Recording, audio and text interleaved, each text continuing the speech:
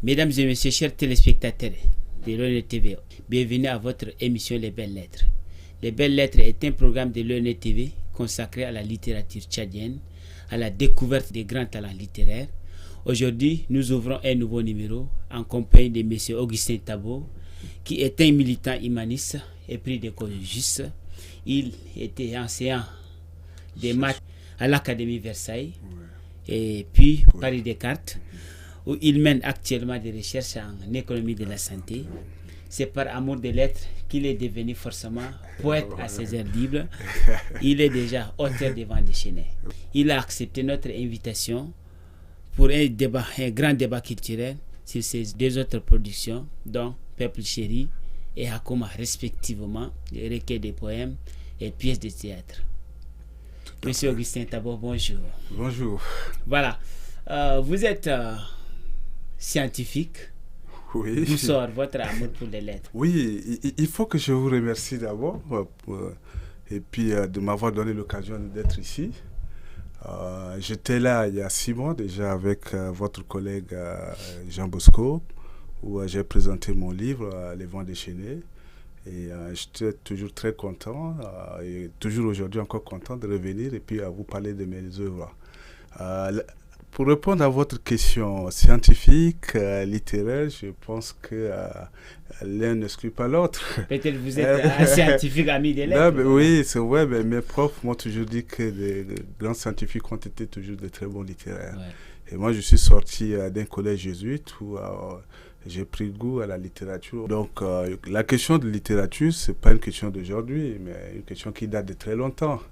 Et puis, c'est dès mon bas âge, déjà, j'ai commencé à lire. Et puis, j'ai voulu combler mes lacunes en français. Et un de mes grands frères m'avait conseillé de beaucoup lire. Et voilà, et j'ai trouvé que c'est intéressant de se nourrir. Et la littérature nourrit. Et construit aussi la personnalité en quelque sorte. Voilà. Vous avez parlé de Hakuma. Qu'est-ce que veut dire cela, Hakuma?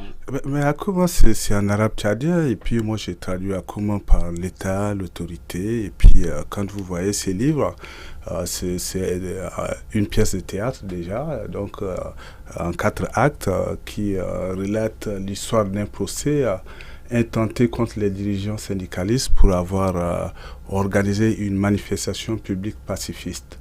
Alors l'idée, c'est de faire un procès satirique d'un État totalitaire. Voilà. Et ça, comment? Et puis à travers Hakuma, c'est beaucoup d'États africains qui sont sortis de la colonisation. 50 ans après, qu'est-ce qu'ils sont devenus? Donc je me pose la question, je m'interroge dans ces livres-là. Et puis je jette aussi un regard sur ce qu'on appelle la parodie de justice aujourd'hui. Donc, c'est autant de questions épineuses qui sont soulevées dans cette œuvre. Qu'est-ce qui vous est passé à l'esprit de nommer ça Hakuma ou bien d'écrire ce livre intitulé Hakuma? Oui, l'idée, elle est simple. Hakuma, je dis, c'est l'État et les citoyens, quelquefois, arrivent à s'exclure de l'État. Donc, l'État, c'est les autres. Et moi, je me suis toujours dit qu'il ne faut pas que les citoyens confient totalement leur vie à leur gouvernement. Et nous sommes aussi acteurs de nos propres vies. Donc l'État, c'est aussi nous. Donc ne laissons pas les autres travailler à notre place. Donc c'est un appel aux citoyens, c'est un appel à tout le monde de rester attentif, une interpellation. Oui. D'entrer sur scène, nous assistons à quoi, probablement? Je vais vous dire que c'est une pièce de théâtre en 4 scènes, qui n'est pas une tragédie, parce qu'une tragédie, c'est en 5 actes. Donc, non, c'est un procès satirique. Et donc, j'ai voulu dénoncer, j'ai voulu discuter, j'ai voulu parler de ce qui ne va pas, l'excès. Voilà, et je me dis qu'il fallait peut-être écrire pour interpeller nos gouvernants, nos citoyens, et dire que voilà, l'État nous appartient tous, il n'appartient pas aux autres de faire l'État à notre place. Dans l'entrée en scène, qu'est-ce qui pousse les héros? Alors, il n'y a pas un héros bien précis d'entrée en scène. J'ai mis un commissaire de police avec son agent qui essaie d'enquêter sur un soulèvement qui se prépare. Donc, il fallait envoyer des agents, aller vérifier est-ce que la situation est vraie. Et le commissaire lui-même étant surpris par l'information que l'agent lui rapportait. Donc, il demandait à vérifier qui étaient les auteurs, qui préparaient les têtes pensantes. Et les têtes pensantes étaient les dirigeants des syndicats, étant aussi les ONG des droits de l'homme. Donc, voilà, c'est ce qui donne une entrée un peu, j'allais dire, timide, mais qui va prendre forme après. Voilà. Donc, voilà. Les têtes pensantes qui préparaient une grande manifestation ont été traquées. Ouais.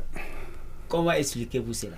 Ben, je peux aussi vous retourner la question. Donc, comment expliquer cela? Nous vivons dans des pays où l'imagination est suspecte, où les libertés sont un peu contrôlées. Et donc, la liberté de grève, elle est constitutionnelle.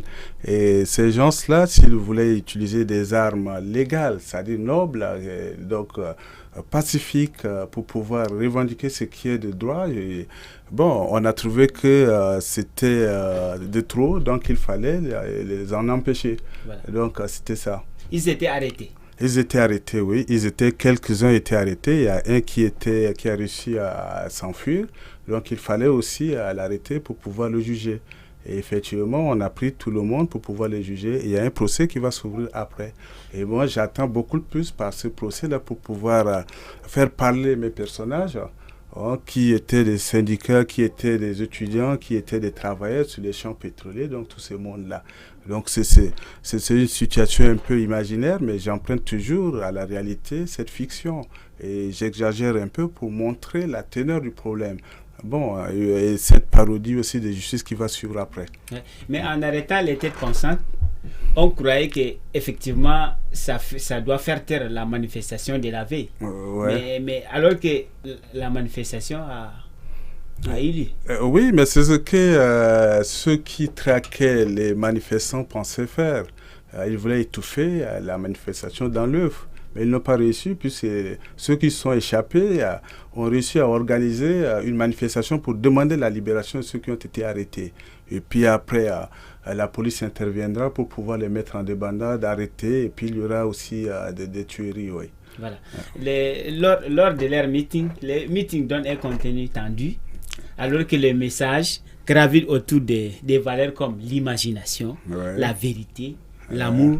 Pourquoi cela? Alors que c'est un meeting de manifestation, mais on est en train de parler de la vérité, de l'amour, de l'imagination. Ça donne quel... Non, le meeting, c'est quoi? Le meeting, c'est une revendication, donc c'est d'expliquer aux citoyens ce qui ne va pas, donc un meeting public pacifiste ou pacifique en même temps. Ouais. Donc, on expose les faits, et quand on expose les faits, il faut rester dans la vérité. Et la vérité est que les choses ne vont pas très bien. La vérité est qu'on a besoin de beaucoup plus d'imagination pour gouverner ce peuple-là. La vérité est qu'on a besoin de beaucoup plus d'amour aussi pour ce peuple-là. Parce qu'on ne peut pas diriger sans aimer. Hein? Et quand les dirigeants manquent d'amour, le peuple, et quelqu'un a dit que lorsque ceux qui commandent perdent la honte, ceux qui obéissent perdent le respect. Et le peuple est en train de perdre le respect pour ceux qui n'ont pas la honte, qui ont perdu la honte. Donc c'est ce que j'ai voulu traduire par cette manifestation. Des gens qui revendiquent à vivre dans des conditions décentes, à avoir le minimum vital, à avoir un salaire qui puisse leur permettre d'envoyer leurs enfants à l'école, s'habiller, à se nourrir et puis se loger, alors qu'il n'en était pas le cas. Voilà, cette manifestation, la manifestation pour le changement, effectivement. Elle se heurte à quoi? Non, mais c'est déjà un début, j'allais dire le début du commencement. Je pense que ne rien dire, c'est se rendre aussi complice. Donc on manifeste pour exprimer nos idées et permettre à ceux à qui le message est destiné de pouvoir prendre en compte les revendications. Il n'y a pas d'échec, il n'y a pas de gagnant, il n'y a pas de perdant. Ça a eu lieu, on a mis des gens en prison, on les a jugés, effectivement. Mais le message est passé. Et le message, c'est que dorénavant, rien ne sera plus comme avant. Et que vous devez tenir compte de ce peuple-là qui aspire à beaucoup plus de liberté, beaucoup plus de justice. Ce peuple-là qui veut vivre simplement tête haute et comme tout autre peuple du monde. Donc, j'ai mis en scène cette histoire pour interpeller effectivement, que ce soit nos gouvernements d'ici, Tchad ou ailleurs, au Cameroun, partout où je suis passé. Et moi, je suis panafricaniste. Et en même temps, j'ai fait de la littérature engagée. Et cette littérature, ce n'est pas simplement pour dénoncer, mais c'est pour appeler aussi à une union, c'est pour appeler aussi à un vivre ensemble. Et aujourd'hui, quand on voit ce qui se passe dans beaucoup de ces pays-là, il y a un problème qui se pose. Voilà. C'est-à-dire, il y a des citoyens de seconde zone, il y a des citoyens qui sont des vrais citoyens. J'ai dit non. Le fait d'être tchadien ou d'être camerounais, d'être l'autre, doit nous permettre de vivre comme tout autre peuple. Donc, ce que j'appelle de tous mes voeux dans ces écritures. Voilà. Ouais. Quel bref exposé vous nous donnez de l'ouverture et de la fin du procès. Alors, les gens s'attendaient à avoir un dénouement heureux, mais non, moi j'ai exagéré, je reste toujours dans l'exagération et c'est que je puise un peu dans cette réalité pour construire ma fiction. Donc, le début, voilà, un commissaire qui se met au-dessus de toute loi. Donc, qui se dit, c'est lui, les autres, le vrai fils de la République et que les autres sont des foutus de la République. Ainsi, c'est des manifestants, c'est des laissés pour compte qui essayent de s'accrocher ou récupérer les miettes qui tombent. Et donc, et ceux-là, c'est une force non négligeable. Et j'ai toujours dit dans toutes mes interventions que l'homme est un capital humain à ne point négligé dans un développement. Ouais. Et il faut savoir investir dans l'humain. Avant d'investir dans les choses qui entourent, parce que la gestion, c'est l'humain qui gère. Et si l'humain n'est pas préparé pour gérer ce qui est construit, je pense qu'on risque de détruire très vite. Voilà. Et moi, c'est par l'éducation, c'est par le dialogue, c'est par ces genres de discussions qu'on peut amener les gens à pouvoir respecter l'État, se soumettre à l'État, et l'État les protège. Donc, il y a un contrat qui est là. Ouais. Mais sur le procès, il intervient un témoin. Le témoin, je l'ai nommé Kam-Kam. Kam-Kam, vous le savez très bien que ce témoin, Kam-Kam, celui qui raconte n'importe quoi, qui est un délateur, qui travaille au service des archives, qui a fabriqué de toutes pièces le témoignage pour pouvoir faire inculper ses collègues. Parce que lui, il est resté fidèle à ceux qui l'ont fait venir là, et d'autres qui se disent non, parce qu'il y a des choses qui ne marchent pas, il faudrait qu'on fasse bouger les choses autrement. Donc, ce témoin-là, c'est l'incarnation un peu de la délation, en quelque sorte. Voilà. Il est là, les yeux de tous ceux qui gouvernent voilà, dans les fonctions publiques, dans les ministères, dans des trucs. Donc, il regarde qui fait quoi, qui fait ceci, cela, pour pouvoir rapporter. Ouais. Et là, il va être témoin parce qu'il a vu beaucoup de choses et des choses qu'il a inventées lui-même, quelquefois. Donc, c'était ça. Le contenu de Hakouma est-il dramatique, mélodramatique ou bien est-il tragique? Parce que c'est entrecoupé des comptines, des chansons. Tout à fait, mais tout à fait. Et ce que je pourrais dire, le procès, il est satirique. Et quand on utilise quelque chose de satirique, c'est pour se moquer de quelque chose. Voilà. J'ai voulu me moquer d'un système assez moribond de justice qui existe, qui pose problème, simplement, et j'ai voulu en même temps utiliser l'exagération et la parodie pour pouvoir le faire. Il y a un côté tragique qui est là, puisque tragique, mais la tragédie respecte un certain nombre de règles. D'accord, moi je vais violer cette règle-là. Il y a une règle d'unité, le lieu, l'action, et puis il y a la bienséance. C'est-à-dire, on ne montre pas les mots durs, des trucs comme ça. Je suis resté dans cet état-là, mais j'ai rajouté cette composante un peu difficile parce qu'on va interpeller des gens, qu'on va les juger, qu'on va les traiter de n'importe quoi. Et un jugement qui est dit d'un autre siècle. Donc, c'est à la fois, j'allais dire, dramatique et un peu relève aussi un peu de la tragédie. Donc, j'ai mélangé toutes ces trois dimensions pour écrire. Et moi, je veux me sentir libre quand j'écris. Donc, je rentre très peu dans ces considérations-là parce que j'ai voulu m'exprimer simplement par des mots simples pour permettre à mes lecteurs de comprendre quel est le problème et les amener aussi à se poser des questions. Donc moi je veux que les gens risquent la mise des pesanteurs un peu inacceptables. Donc il faut que le langage soit accessible. Et c'est le langage que j'utilise par le biais du théâtre, qui est une mise en scène des réalités données. Sur la scène, nous avons le président du tribunal, le commissaire et Kam-Kam, qui font face à Maître Masra. Pourquoi la latitude n'est pas laissée aux témoins des Masra, ceux qui doivent être du côté des Masra? Non, mais dès le début signalé que c'est une parodie de justice, de procès. Alors le problème, Masra n'est pas un avocat. Masra, c'est le président du collectif des droits de l'homme et de la société civile. Ouais. Masra a un avocat qui s'appelle Maître Jassra. Jassra veut dire on peut faire, en patois. Alors, quand est arrivé pour enfoncer le clou, et le commissaire de la République a appelé Maître Jassra. Maître Jassra. Et le commissaire qui ne voulait pas jurer, parce qu'il est commissaire, le fait d'être commissaire doit suffire pour pouvoir attester la véracité de sa déclaration. Alors qu'il y a toute une procédure à la justice, quoi qu'on soit, quoi qu'on ait, il faut arriver à pouvoir obéir à un certain nombre de règles. Et il a refusé d'obtempérer. Le président, le juge l'a laissé faire, parce que c'est le commissaire de la République qui va même plus loin, à dire que voilà, la démocratie c'est eux, et la République c'est eux, et que les autres ne sont que ceux qui ramassent et qui donnent. Et ce commissaire-là prend tout ce que le régime lui donne. Ouais. Voilà, c'est l'incarnation un peu de cette tragédie. Ouais. On se rend compte tout à fait que les langages, c'est-à-dire l'intervention de l'avocat, laisse toujours les parquets dans une grande réflexion. Mais si, mais le but c'est ça. Qu'est-ce que cela signifie exactement? Il est seul. Mais c'est ça le but recherché. On peut avoir raison contre tout le monde. L'avocat dit des choses. C'est un avocat qui est formé, qui pense faire appliquer la loi, qui pense dire le droit.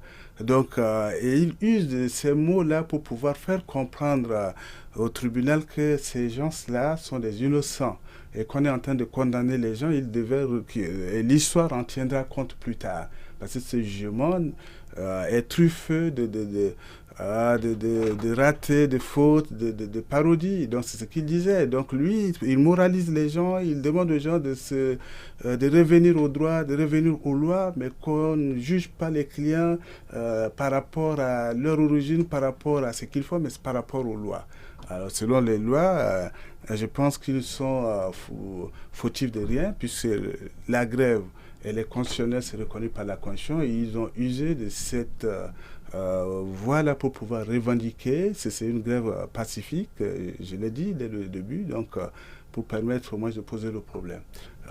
Si on revient à la situation aujourd'hui de notre pays, effectivement, et à chaque fois quand je viens, je constate que beaucoup de choses se font d'abord et que c'est un travail de longue haleine. Mais il y a une espèce de désordre qui règne encore. Et que celui qui a le pouvoir essaie d'écraser celui le faible. Et je pense qu'une force est force quand elle est capable de protéger le faible. Voilà. Et moi, je dis les choses comme ça. On est tous frères des mêmes pays, des compatriotes, donc on doit se protéger, on doit s'entraider pour que le pays aille de l'avant. Et ce que j'appelle de tous mes voeux, le Tchad appartient à tous les Tchadiens. Et du nord, du sud, comme de l'est à l'ouest. Et ce pays-là a besoin de tout le monde pour pouvoir avancer. Parce que y en a qui se disent puissants, il y en a qui se disent faibles, des exclus. Donc moi, je parle au nom de ces exclus, je parle au nom de ces opprimés. Et je me fais leur porte-parole dans cette œuvre. Mais comment se dénoue le procès? Les dénouements du procès? Mais le dénouement n'est pas aussi heureux. Il est malheureux puisqu'ils vont être condamnés à mort parce qu'on a demandé à ce qu'ils soient pendus. Donc c'est la peine capitale qui n'existe pas sous d'autres cieux aujourd'hui. Bon, je ne parle pas du Tchad, mais je dis que c'est une exagération, c'est une fiction. Voilà. Mais de temps en temps, je reviens, jette un coup d'œil sur ce qui se passe dans mon pays. Ailleurs, en Afrique, je suis africain. Et aujourd'hui, il y a ces choses-là qui se passent. Donc, une parodie doublée d'une condamnation arbitraire parce qu'il fallait mettre leur tête à mort. Et ce qui va se passer pour la fin. Au regard de tout ce qui est monté dans cette pièce, nous retenons quel message? Alors, le message est porté dans Acouma, c'est-à-dire qu'il faut considérer les citoyens. Et il faut beaucoup plus d'amour, beaucoup plus d'éducation pour amener les gens à se dire que l'État c'est nous, l'État c'est tout le monde, et l'État aussi c'est le respect. Moi je suis pour l'autorité et je veux que les citoyens respectent l'autorité quand elle est juste, tout simplement. Et je l'ai dit à la fin, le message est là, si vous permettez. J'ai dit révoltez-vous, mais pas n'importe comment. Utilisez des armes nobles, la richesse de vos cœurs, votre intelligence et votre liberté de penser. Voilà, je résume ma pièce en ces mots. Voilà. Quel est l'extrait le plus poignant que vous pouvez nous proposer? L'extrait, moi, c'est la plaidoirie de la défense, voilà, qui a fait une très belle plaidoirie. Maître Jassa dit ceci. Monsieur le Président, Madame et Messieurs les jurés, nous nous réjouissons de voir étaler au grand jour la haine, la méprise, l'animalité, la bestialité et la criminalité qui cachent les détracteurs de mes clients à ce procès. Nous sommes en train de juger des hommes comme vous et moi. Des hommes ayant obéi à leur conscience. Des citoyens qui ont soif de justice, de liberté, d'amour. Des citoyens qui ont reconnu leurs droits et qui les réclament. Quoi de plus normal que de désirer un état de droit? Mesdames et messieurs les jurés, le monde entier nous regarde. La vie et la mort de ces citoyens dépendent de vous aujourd'hui. Ce procès doit être le procès de notre maturité, le procès de notre complicité, le procès de notre naïveté. Et si nous ne nous rendons pas un jugement juste et équitable, l'histoire et l'avenir nous condamneront un jour. Qu'est-ce que cela nous coûte de nous débarrasser de nos habits d'emprunt, de nos préjugés, de la haine et de nos comportements monstrueux? Votre honneur, mesdames et messieurs les jurés, monsieur le procureur, je voudrais ici appeler notre conscience, nous qui sommes gardiens et garants de la loi et de la justice.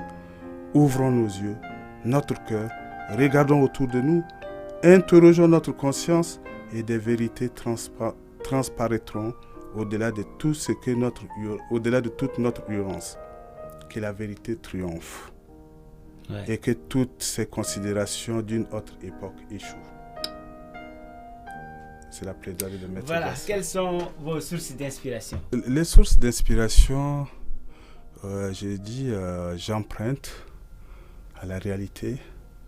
Et j'avais dit déjà que la vie puise déjà dans l'écriture ce que les livres prennent de la réalité. Donc, je m'inspire toujours des réalités, des choses qui se passent ici et ailleurs. Et ça m'arrive d'aller souvent à la justice pour suivre les procès, voir comment ça se passe, que ce soit au Tchad ou en France, où je suis depuis longtemps. Et en tant que citoyen averti, attentif, qui regarde ce qui se passe, il m'arrive de dire que non, ça ne marche pas et qu'il fallait que les choses se passent autrement. Voilà. Donc, c'est cette révolte. Je fais de la littérature engagée et j'exprime par ces biais-là. Vous espérez à travers vos productions littéraires, vous espérez à quel Tchad? Un Tchad meilleur pour tout le monde. Un Tchad où tout le monde peut vivre de manière assez décente, se sentir libre, se sentir en sécurité. Et c'est ce que j'appelle de tous mes voeux. Un Tchad où les gouvernants prennent en compte les aspirations de ces peuples. Un Tchad où les gouvernants ne négligent jamais leurs concitoyens. Un Tchad de paix, de bonté, ce n'est qu'un rêve, mais il faut rêver. Le rêve est promoteur. Et je n'arrête pas de rêver et j'appelle les gouvernants, les citoyens à œuvrer pour un Tchad prospère et meilleur pour tout le monde. Mais vos conseils spécifiques pour la jeunesse? Pour la jeunesse, je pense que j'ai cessé, je ne sais pas si je suis encore jeune, parce que j'ai dépassé depuis longtemps la trentaine. Je pense qu'il faut une jeunesse active et dynamique, une jeunesse qui s'éduque, une jeunesse qui arrive à lire, une jeunesse qui arrive aussi à prendre son destin en main. Mais cela ne se passe que par le biais de l'éducation. Et quand on voit ce qui se passe dans l'éducation aujourd'hui, il est à regretter aujourd'hui que les jeunes veulent opter pour la facilité. Et ce qui est facile n'amène pas loin. Voilà. On a étudié dans des conditions dures, difficiles, mais aujourd'hui, on est en train de cueillir presque le fruit. Et moi, je pense que le travail ne fait pas mal à qui que ce soit. Je pense que le pousse à aller au-delà des obstacles, se mesurer à des obstacles et puis se montrer homme. Donc la jeunesse qui aime le travail ne peut que réussir. Il faut que la jeunesse aime ce pays-là. Ce n'est pas un décret. Voilà. Mais travailler pour ce pays veut dire préparer aussi la relève pour la génération à venir. Mesdames et messieurs, chers téléspectateurs, une fois de plus, nous étions en compagnie de monsieur Augustin Tabo, qui est auteur de Hakuma, une pièce de théâtre. Merci d'avoir été à notre compagnie et continuez de suivre les programmes de l'ONR TV. Merci beaucoup.